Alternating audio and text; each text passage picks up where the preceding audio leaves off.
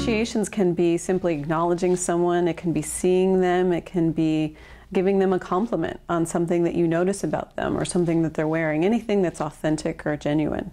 We can also do self-appreciations, acknowledging what we've accomplished and celebrating it, or we can notice what we're doing in the world that's right.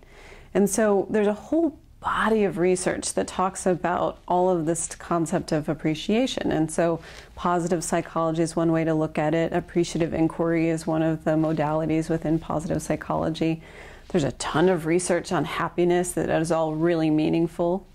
And I guarantee if you take 100 people and ask them what is it they want most in life, what you're going to hear is happy. I want to experience joy. I want to feel happy. Don't take my word for that. Go out and ask some people. And you might hear a few people say, I want money, I want love. And really what's underneath that is joy, because they believe that money will lead to joy, or that some sort of material possession or some sort of love can lead to happiness. In fact, that's somewhat true. There's a great documentary entitled Happy that I highly recommend, and it goes into the research around happiness. And if you picture a pie chart and divide it in half, 50% of your happiness level, in other words, if I say I'm 90 out of 100, I'm happy. And it says, well, what is it that makes up how happy I am? Well, 50% of how happy I am is dictated by a set point.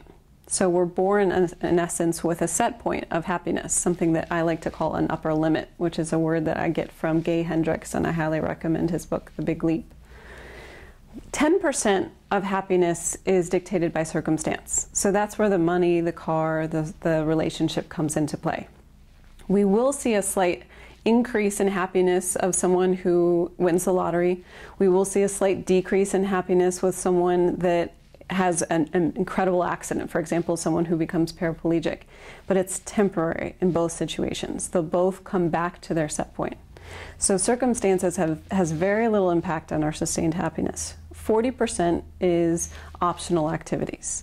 So that's where appreciation comes in. Appreciation is our opportunity to engage in life in a way that brings out what's best, and it brings our attention to what we're really grateful for.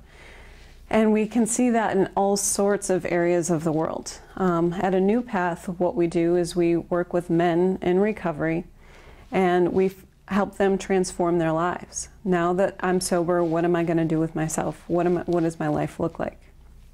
And it's my belief that it's going to be nearly impossible for someone to experience sustained sobriety if they don't love their life. It's very difficult for an active addict or an active alcoholic to choose to recovery over addiction.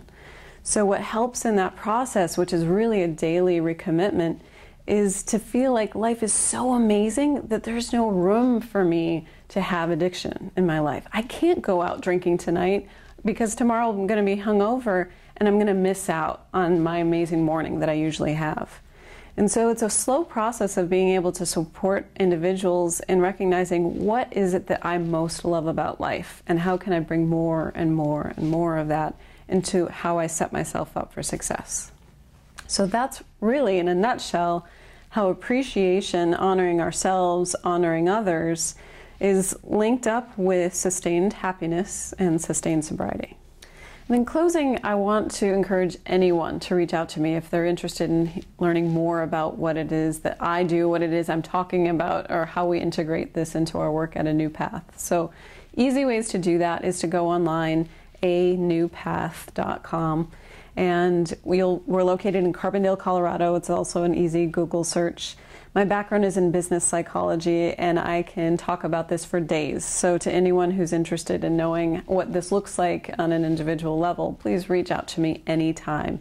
And as an example of how we do this with our clients at A New Path, again, we work with men in engaged recovery, and we have a 6-month transformational program bridging the gap between treatment and independent living.